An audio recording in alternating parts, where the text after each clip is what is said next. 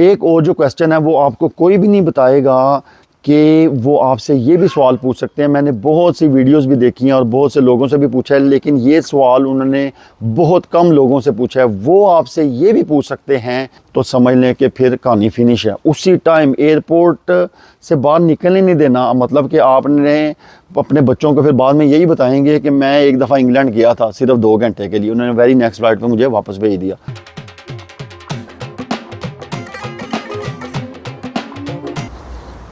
अस्सलाम वालेकुम, मैं हूं हसन खान और आप देख रहे हैं ब्रिटिश लॉरी। आज मैं आपको वो सारे इंटरव्यू क्वेश्चंस बताऊंगा जो कि आपसे वो पूछ सकते हैं जब आप यूके में लैंड करेंगे। एक चीज़ सबसे इम्पॉर्टेंट जो है, जब आप यूके में लैंड करेंगे तो आपने घबराना नहीं है। अगर आप घबरा गए, कन्फ्यूज़ हो गए, तो वो आपको और ज़्यादा कन्फ्यूज़ करने की कोशिश करेंगे, मतलब कि वो और ज़्यादा मुश्किल सवाल आपसे पूछेंगे। और इनका एक्सेंट जो है वो ज़रा समझने में थोड़ा मुश्किल होगा आपको, क्योंकि आप जो इंग्लिश फिल्में वगैरह देखते हैं वो ज़्यादातर अमेरिकन फिल्में होती हैं, तो वो उनका जो एक्सेंट है अमेरिकन एक्सेंट वो निस्बतन आसान है। जब आप ब्रिटिश इधर इंग्लैंड में आएंगे, जो ब्रिटिश एक्सेंट है वो थोड़ा सा मुश्किल है, मतलब इनका आधा लफ्ज़ जो होता है वो मुंह के अंदर ये बोल देते हैं, तो इसलिए थोड़ा सा आपको मुश्किल पेश आएगी इनकी इंग्लिश समझने में। तो अगर इंग्लिश समझने में मुश्किल आएगी तो ज़ाहिर बात आपको सवाल की जो वो सवाल पूछेंगे वो मुश्किल होगा समझना, और फिर उसका जब जवाब देंगे तो वो आपका गलत भी हो सकता है। तो सबसे इम्पॉर्टेंट चीज़ ये है कि आपने घबराना नहीं है बिल्कुल भी, क्योंकि अगर आप घबराएंगे तो फिर वो आपको और ज़्यादा कंफ्यूज करेंगे। ठीक है, अगर आप आ रहे हैं स्टूडेंट वीज़े पे, तो एक चीज़ आपने जहन में रखनी है कि स्टूडेंट वीज़े पे जब आप आएंगे वो आपसे सबसे पहला जो सवाल पूछेंगे वो पूछ सकते हैं आपका नाम क्या है, आपकी एज क्या है। और आप इधर अगर आप कहेंगे कि मेरा नाम ये है, ये मेरी एज है, वो आपसे पर्पस पूछेंगे कि आप किस पर्पस के लिए इधर आए हैं। आप कहेंगे उनको कि मैं स्टूडेंट वीज़े पे इधर आया हूँ, मैं अपनी यूनिवर्सिटी जो है उधर जा रहा हूँ। वो आपसे यूनिवर्सिटी का नाम पूछेंगे, आपका कोर्स पूछेंगे, फिर वो आपसे आपका जो कोर्स है उससे रिलेटेड भी क्वेश्चंस पूछ सकते हैं। मतलब कि आप अगर फ़र्ज़ करें आईटी की फील्ड में आ रहे हैं तो वो आपसे पूछ सकते हैं कि आपने कौन कौन से कोर्स पढ़ने हैं, या आपका जो प्रीवियस स्टडीज़ है वो कौन सी है। फ़र्ज़ करें आप मास्टर्स के लिए आ रहे हैं तो वो आपसे पूछ सकते हैं कि आपने बैचलर्स किस चीज़ में किया था। अगर बैचलर्स आपका फॉर एग्ज़ाम्पल समझ लें कि आईटी में है, मास्टर्स आप एमबीए करने आ रहे हैं, तो वो थोड़ी सी जो है वो कन्फ्यूजन उनको हो जाएगी कि यार आप बिज़नेस स्टडीज़ के लिए इधर आ रहे हैं लेकिन जो आपका बैकग्राउंड है वो आपका बैचलर्स का है। तो ये समझाना आपके लिए थोड़ा सा मुश्किल हो सकता है कि भाई मेरा बैचलर्स जो था वो आईटी में था और अब जो मेरा मास्टर्स है वो एडमिनिस्ट्रेशन में है, तो इसकी क्या रीज़न है। तो उसके लिए आपके पास सॉलिड आंसर्स होने चाहिए, तो ये चीज़ आपने ज़हन में रखनी है। फिर वो आपसे पूछेंगे कि आपकी एकोमोडेशन जो है उसका एड्रेस क्या है, मतलब कि आप किस एड्रेस पे जाना चाह रहे हैं। अगर आप लंदन में लैंड कर रहे हैं और एड्रेस आपका मैनचेस्टर का है, तो ये भी उनको थोड़ा सा शकूक व शुबात होंगे कि भाई आप मैनचेस्टर क्यों नहीं आपने लैंड किया, आपने इधर क्यों लैंड किया, मतलब कि लंदन में, क्योंकि लंदन और मैनचेस्टर तकरीबन इसी तरह ही है जैसे लाहौर पिंडी। मतलब आपने लाहौर जाना हो और आप इस्लामाबाद एयरपोर्ट पे लैंड करें, या मतलब ये समझ लेना, ये एक चीज़ जो है ये आपने समझने की कोशिश करनी है। और ये चीज़ जो है इसके आपके पास आंसर्स होने चाहिए कि भाई ये क्यों आपने ऐसा किया। फिर वो आपका यूनिवर्सिटी का नेम पूछेंगे, आपका कोर्स का नेम पूछेंगे, फिर आपका वो लेंथ पूछेंगे कि इस कोर्स की कितनी लेंथ है। वो ज़ाहिर बात है 1 साल का होगा, अगर मास्टर्स है तो फिर उसके हिसाब से आपका वीज़ा भी मिला होगा। फिर वो आपसे पूछेंगे कि इसके बाद आपका क्या प्लान है। तो आप अगर उनको कहेंगे कि इसके बाद मेरा इधर रहने का प्लान है, तो वो भी एक गलत चीज़ हो सकती है। तो आपने वो देखना है, उनको बताना है कि भाई मैं इधर आऊँगा, मास्टर्स के बाद मैं वापस चला जाऊँगा अपने मुल्क में, उधर जाके मैं नौकरी करूँगा। इस तरह के आपने जवाब देने। आपने उनको ये नहीं कहना मैं इधर पीएसडब्ल्यू अप्लाई कर दूँगा, फिर मैं जॉब अप्लाई करूँगा और मेरा इधर रहने का स्टे है। ऐसे आंसर्स उनको बिल्कुल पसंद नहीं आएंगे। आपने उनको यही बताना है कि भाई मैं वापस चला जाऊँगा, ठीक है, मैं पढ़ाई करके अपने मुल्क वापस चला जाऊँगा।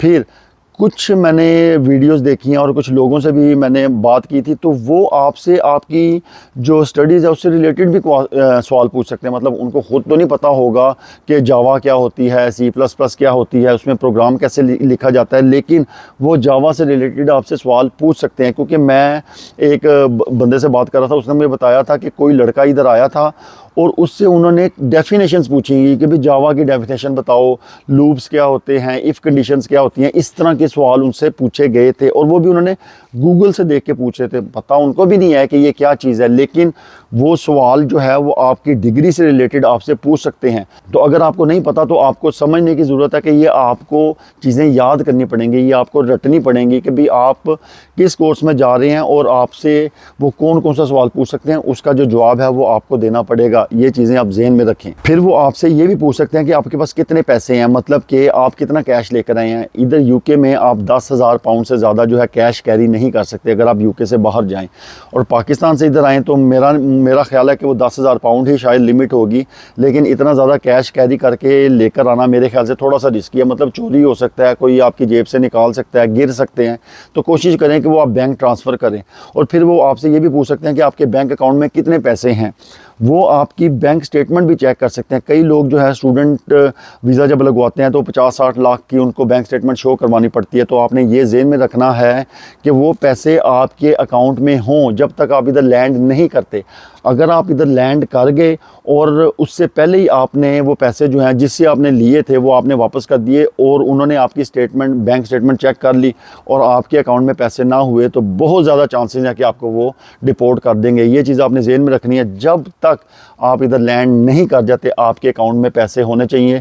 वो किसी भी तरीके से ये वेरीफाई कर सकते हैं कि भाई इसने वीज़े के लिए कितने पैसे शो कराए थे और क्या ये पैसे अब इसके अकाउंट में हैं कि नहीं। ये चीज़ आपने जो है वो जहन में रखनी है। आप हेरा फेरी बिल्कुल ना करें।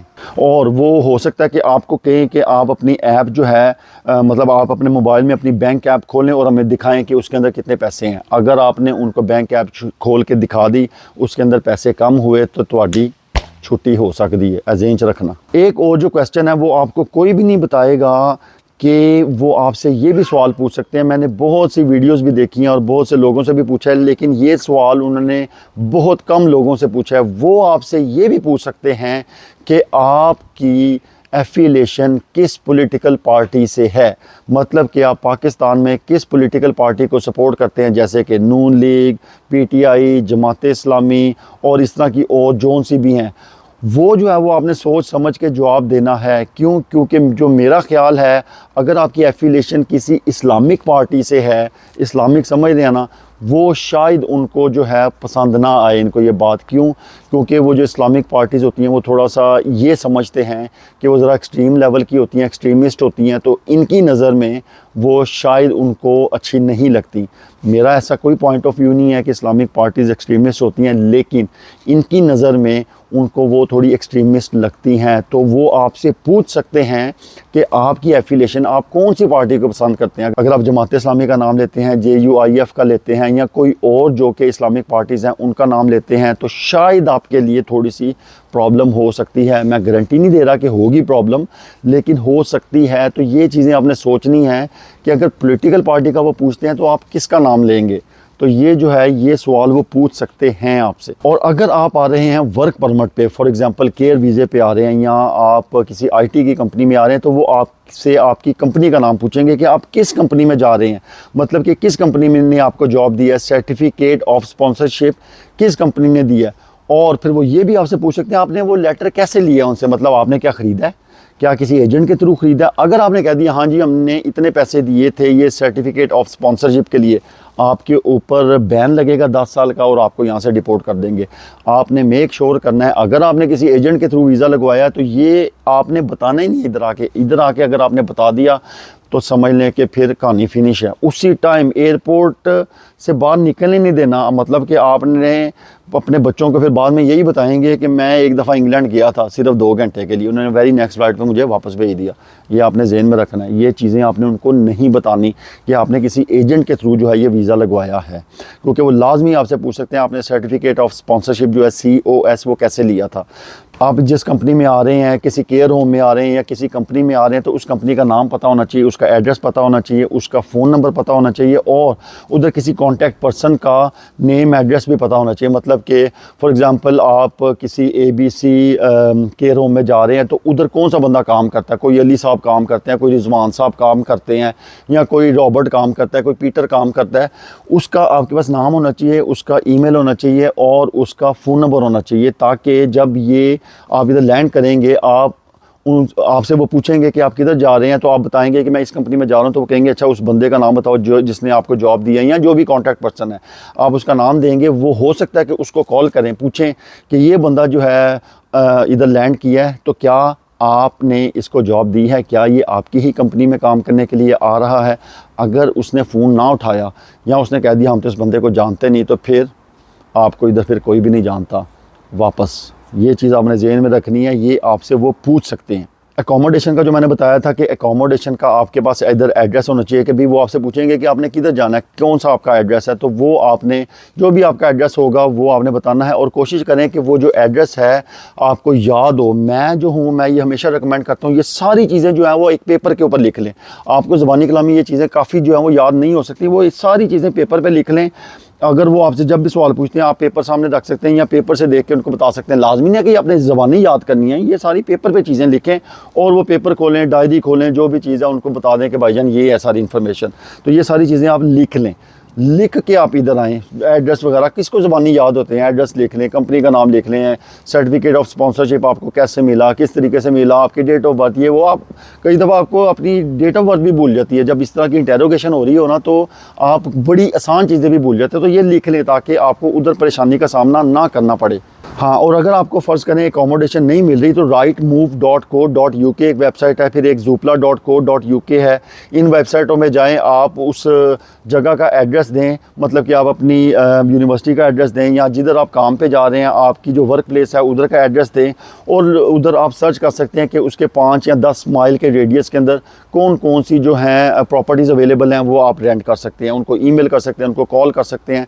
वो आप उधर बैठे बैठे पाकिस्तान में, इंडिया, बांग्लादेश, उधर बैठे बैठे आप जो है इधर रेंट कर सकते हैं चीज़ें।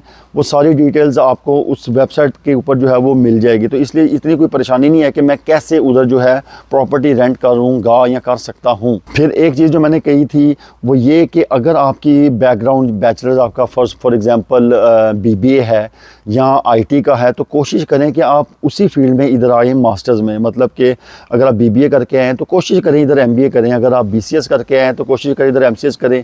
कोशिश करें कि आप फील्ड चेंज ना करें। मतलब ये हाईली रिकमेंडेड तो नहीं है, लेकिन कोशिश करें। क्यों? क्योंकि फिर इमिग्रेशन वालों को ये चीज़ समझने में आसानी होगी कि अच्छा ये उधर से बैचलर्स BCS करके आया तो इधर आके वो एडवांस जो स्टडीज़ है यानी कि मास्टर्स है वो करने आया है।